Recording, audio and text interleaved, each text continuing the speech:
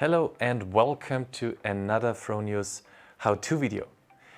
Today we want to talk about the Fronius Smart Meter IP. We have it set up here. It's a new Fronius Smart Meter which works not only via the Modbus RTU cabling, but you can also cable it with a LAN cable, an Ethernet cable, or connect it via Wi-Fi to the home network and therefore also to the Fronius inverter. So it provides you with more flexibility, further distances can be managed, so a very nice integration into our setting. Yeah, today we will talk about the installation and the commissioning, and first of all we talk a little bit about the setup that we have here, and what we can see is already that we need current transformers for this unit. There are 3 of those on top here located, and it wouldn't work without them. So we need current transformers that are connected via these little Vago clamps on the very top of the unit, and they have to have a secondary output of 333 millivolts. That's very crucial that there is no current output, otherwise it gets destroyed, the smart meter gets destroyed. So it can be a third party, or you can choose to use a Fronius CTV. Doesn't matter, the only important thing is that it has a secondary output of 333 millivolts.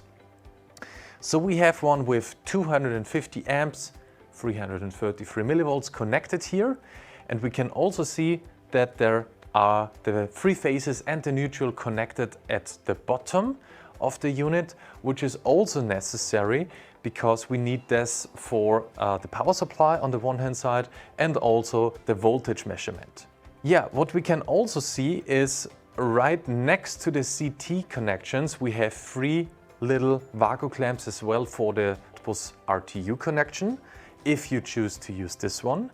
And also on the very top right hand corner, it's very hard to see via camera, but on there we have 2 little dip switches. The one is called a 120 ohm resistance switch, which is to use when you have the Modbus RTU cabling done, and this is an AND component. Then you need to switch the 120 ohm to on. And the second little dip switch that we can see on there is called a bias switch. And this needs to be turned on when we have it connected via Modbus RTU in the same line as a battery. Then we need to switch it to on. In every other scenario we can switch it off. Yeah, and one little glimpse on the very front of the smart meter, we have here a few LEDs, for example the status and the link LED. We can see the serial number and the password that we need later on. We can see the LAN connection, a Wi-Fi symbol, which is also a button that we need later on for the commissioning, and we see a QR code, which can be used for the commissioning process as well. And every commissioning process starts by getting onto the access point and onto the web interface, as we have no display. And this is done by a second hold of this Wi-Fi button. And if we have done this, we can already see the link LED is blinking. So this means the access point is open and we can search with our laptop or with our smartphone for Fronius meter underline and the serial number. And as mentioned, the serial number is right on top here, and the password for this SSID is right next to it or right under it. Yeah, so the option we choose to use is the laptop. Please remember, if you want, you can also use your smartphone. Just enter this SSID and then screen this QR code here and come right to the web interface of the smart meter. But let's head on into our laptop where we do the same steps but on a bigger screen. So we open the Wi-Fi settings, go to Fronius meter underline serial number, and first time connecting you need the password that we have seen before on the front hand side of the smart meter. It's printed on there. And as soon as we are finished with connecting to this SSID, we head on into our browser of our choice. We use Google Chrome in our case and enter the standard Fronius IP address 192.1 168.250.181. It's the standard IP as on all of our other Fronius components, inverters and so on. Yeah, and we now are already on the web interface. We can see the version, the updated version, and can click here now on let's start this process. In the first step, we can already select here the language. So this makes it a lot easier. We choose English and say save and continue.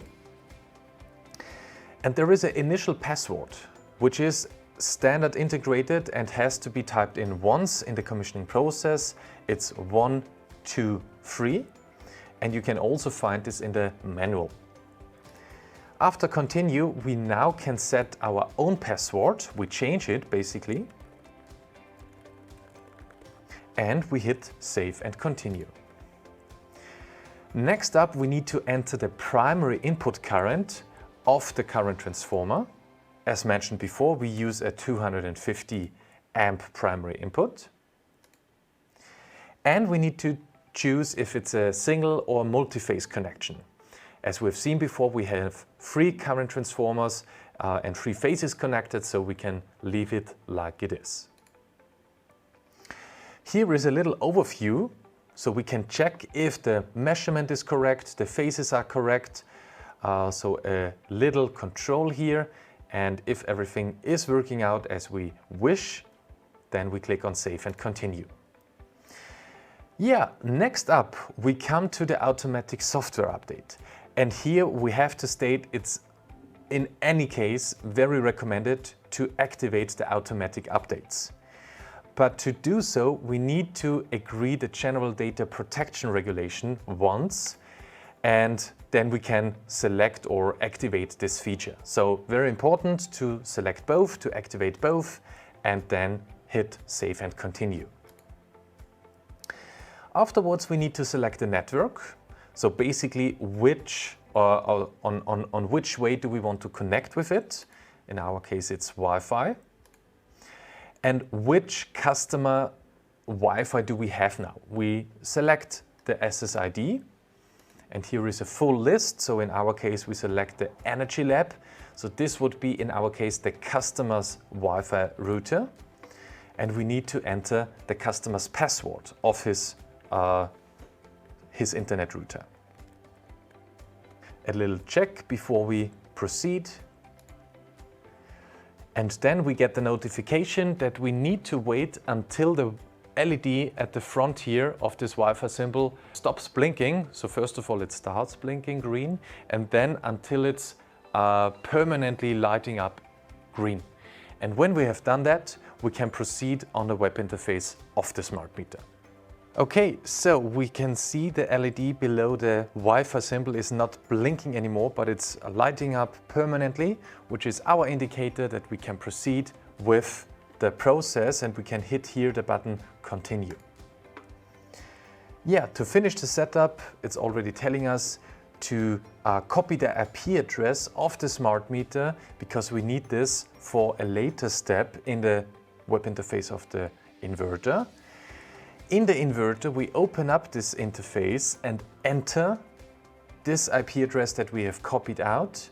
And on the router, it's recommended to set a static IP address, because otherwise, every time the router is disconnected and connected, it might give the smart meter a different IP address every time, and therefore it wouldn't be found by the inverter. So a static IP address would be recommended. So now we can quickly go here on our light bulb feature, which is our measured data and connectivity screen. And right below here, we can see a MAC address and an IP address. And this is the one that we need to copy, because we need it in a later step.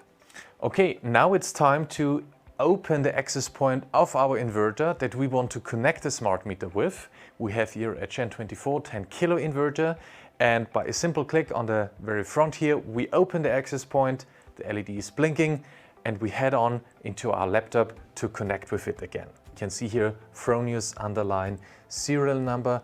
would be our inverter. And after a successful connection, we can enter the already known IP address 192.168.250.181. After a successful connection to the web interface, we can now click here on the top left corner on device configuration. In this menu, we need the technician password, and then we can hit the submenu Components. And in there, we add a new component with the plus symbol and select Power Meter. In the primary meter that we want to select here, we select the type, which could be an RTU or TCP Fronius Smart Meter. In our case, it's a TCP one, because we connect it via Wi-Fi, or it would be the same via LAN. We select the application, so is it a grid point connection or in the load branch? And then here on the IP address, we need to copy-paste the IP address that we have copied out of the previous Smart Meter IP web interface. The port can be left at the 502, that's okay. And then we click on Add, and don't forget to hit the Save button at the very bottom. All right, we already successfully integrated the primary smart meter into our system because we have a green LED and also a value shining up here. So that's perfect. We can go back here to the overview and see the inverter and the primary smart meter working together.